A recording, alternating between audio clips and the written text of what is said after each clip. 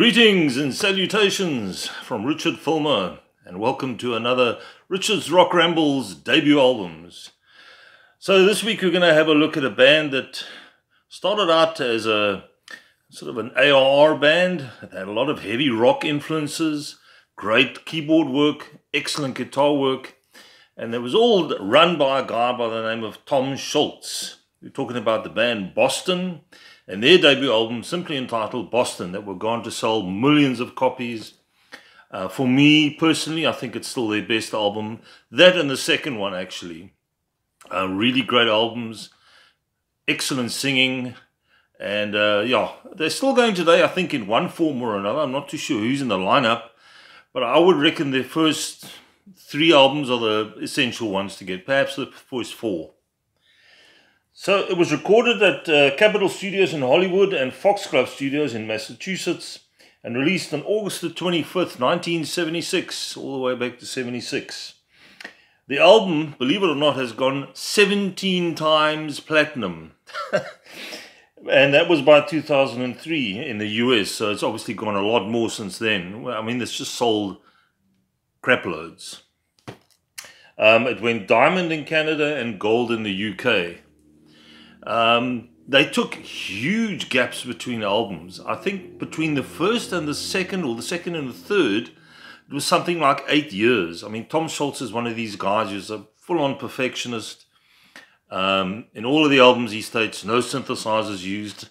I'm not too sure how true that is, but we have to take him at his word.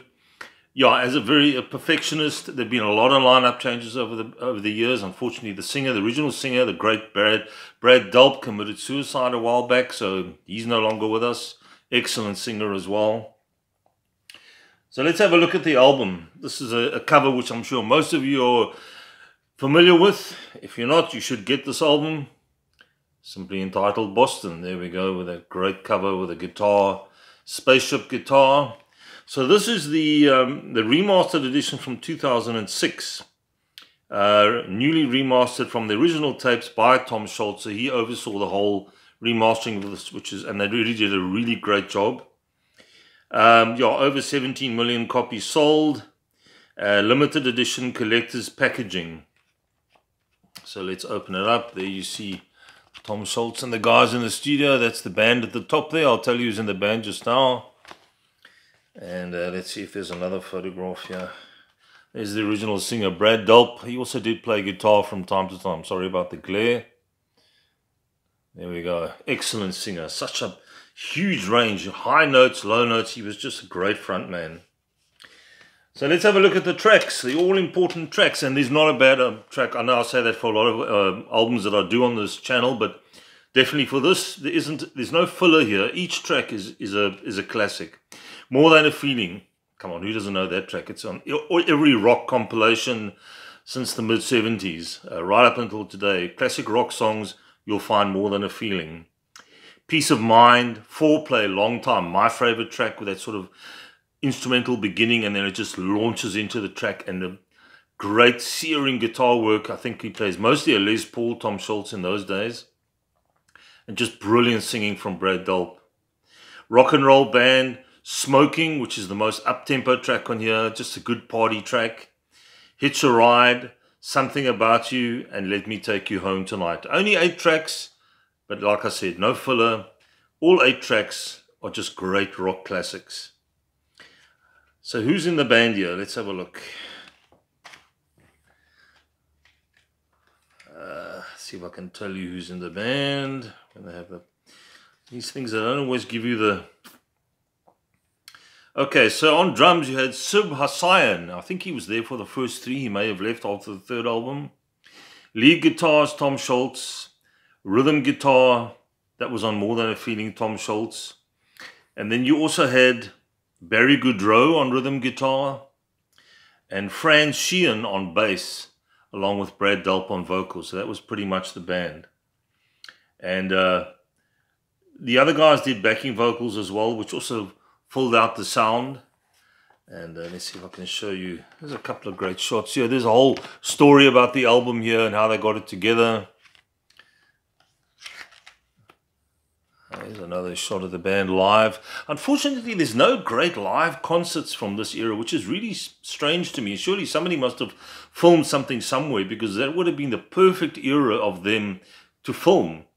I mean, they were so massive. I know there's a concert that you can get on YouTube, but it's terrible quality. The picture's not great. So hopefully one day they'll release a decent DVD concert from this particular period. And there's another shot of the guys, black and white shot of the guys live. I mean, they were a great live band, so it's a shame that there's nothing available. There's Tom Schultz over there. He was the driving force of the band up until today. If they're still going, I'm not too sure if they're still going. And there's another shot of the band. And there we go. That's Brad Delp over there.